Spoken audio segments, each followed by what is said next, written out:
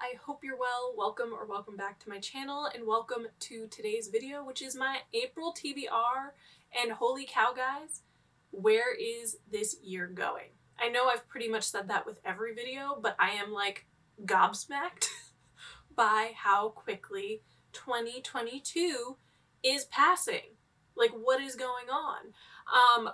But like all of the months preceding it so far this year, I have a ton of reading commitments. I have a readathon. I have the Found in Translation book club. I have the workbook club. I have an overly ambitious TBR per usual. And so I am very, very excited to talk about it with you. So why don't we dive right in? So first things first, let's talk about the linguathon readathon, which I am co-hosting with Noelle and Annie. If this is the first time you're hearing about this readathon, no problem. I will link my announcement video for you. But this is a readathon that is all about reading books in translation and or books about language and linguistics. It's kind of like a co-op type readathon where there are teams, but all the teams are working together with the aim of getting our plane safely to its destination. So think of it kind of like the Oregon Trails of readathons. And it's gonna be a lot of fun. I am captain of Team Engineers, which has 3 prompts. There are also some extra fuel prompts, and you can kind of dip into other prompts from other teams as well. So I'm gonna go through all the books that I am reading for the readathon now. And firstly, I want to talk about the prompts for my team, Team Engineers. And the first is Translated Anthology or Short Story Collection.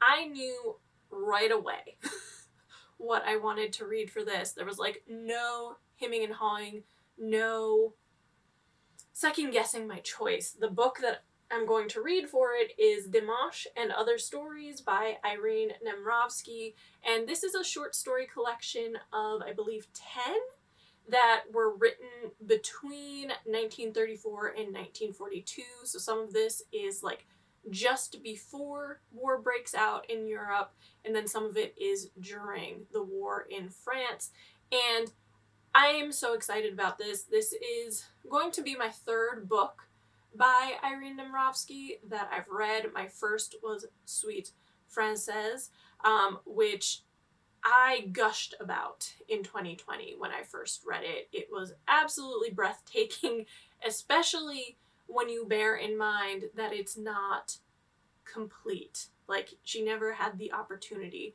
to finish it because she was sent to, I believe, Auschwitz and murdered during the Holocaust. But because of how much I've gotten along with her writing, I did want to try her short story collections. Short stories aren't necessarily something that I gravitate towards all that often. I tend to prefer longer story arcs, but from what I read about this, there's a lot of familial relationships here between like mothers and daughters, which I really enjoy, husbands and wives, but also talk about class and identity and I believe a religion. So it really seems like it's going to cover a whole range of themes and topics, and I'm just genuinely very excited about this. This is translated from French, if I did not mention that at the top of my ramble. Next is nonfiction out of your comfort zone. Now, considering how little nonfiction I've read this year, you would not know that I actually enjoy nonfiction, but I do. And I wouldn't consider a lot of it out of my comfort zone per se. I definitely am more drawn to history nonfiction and biographies, autobiographies, that sort of thing than anything else. But I'm usually willing to give just about anything a shot in the non-fiction category. But I had no idea what to pick for this. This one was the last book that I decided on, and I decided to go with The Prodigal Tongue by Lynn Murphy, which I'm hoping to listen to as an audiobook. I picked it because it's a book on language and linguistics, which is on theme for this readathon, but I've also only read one book on linguistics, and I actually did not enjoy it all that much. So I want to see if maybe it was just that particular topic or that particular writer, and not the fact that I don't get along with books on linguistics. But this just felt like the right type of book for me, because it's all about the relationship, and like somewhat like contentious relationship at that, between like American English and British English, which I find fascinating because that same relationship and rivalry exists in my home. In fact, my mother is from the UK, as I've mentioned a few times on this channel. She went to school under the British schooling system, so her way of spelling things, pronouncing things is often the British English, whereas me, my sister, my father were born in the United States. We mostly speak American English, but I can tend to, and often do, reflect some of the British English that she speaks, with certain pronunciations, depending on who I'm with, or whom I'm with, rather.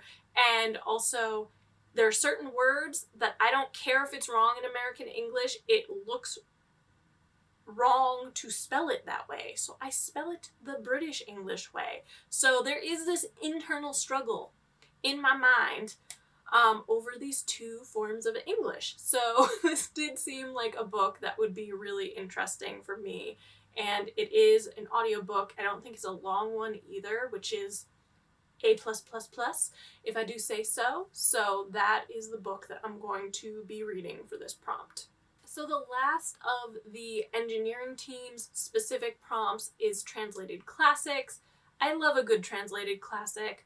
Anna Karenina, War and Peace, like chef's kiss in my mind. But they are big. Most of the classics that I can think of are rather chunky. They are tomes. So I decided to pick a lesser known and a shorter classic with Embers by Sandor Murray.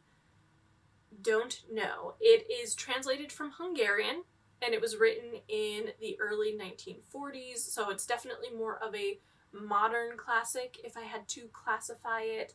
I honestly don't know a ton about this book. I do believe that it is about a general and a friend of his who he hasn't seen in like decades, who comes to visit. And I think there is some sort of secret about the wife of this general, and it's all about their relationship, which I'm assuming there are secrets and intrigue and tension and just a lot of like angst. I'm getting angst vibes from this book, so I'm very, very curious about it. I've also been really drawn to Hungarian translations lately. I've been reading the Magda Szabo books.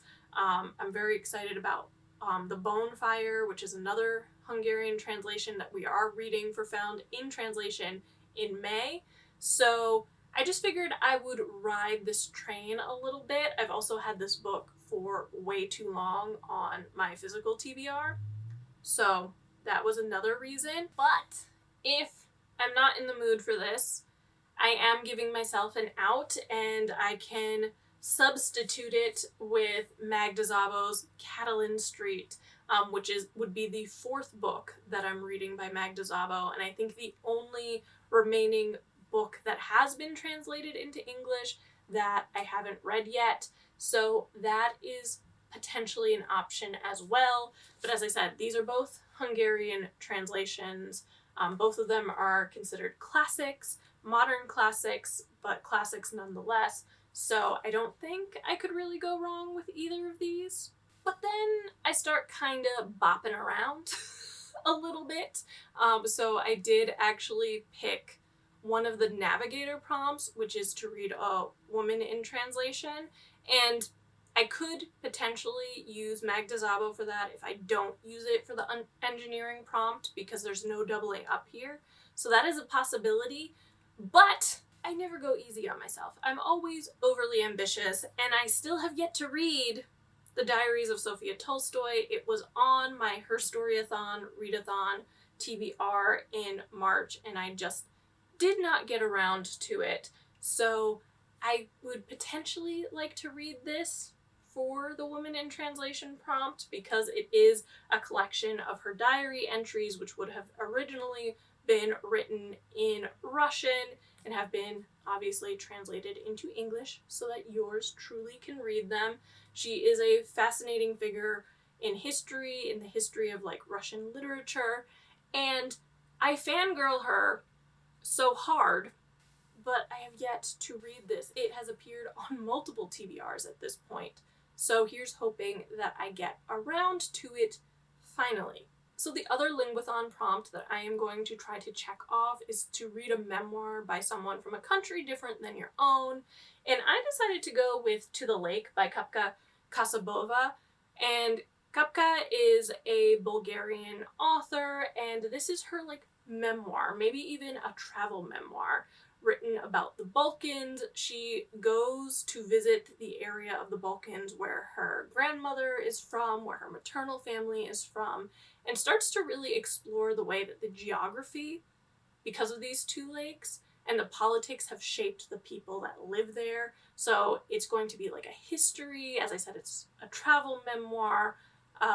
like this cultural analysis, and it just sounds fascinating. Like that checks so many boxes for me, and it also has a stunning cover. So I do think that that's what I'm going to try to read for this prompt. And then the last of the books that I am reading for Linguathon is actually the group read, which ties in with the Found in Translation book club pick for April in honor of National Poetry Month. We chose Iraqi Nights by Donia Mikhail, which is a poetry collection translated from Arabic, and I am not a poetry person by any means. However, I think the fact that we are group reading this and then there's going to be like a live show where everyone is talking about the poetry makes me really happy, because no two people interpret a poem the same way.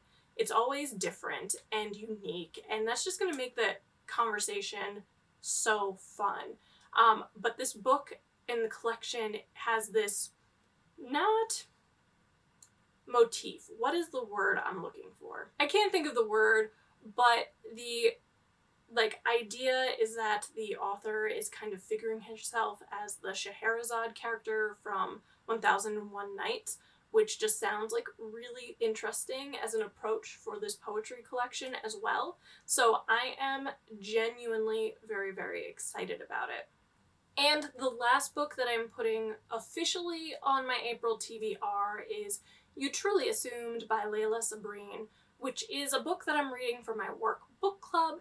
And it's interesting because it is, I think, YA, which is not a genre that I tend to read all that often.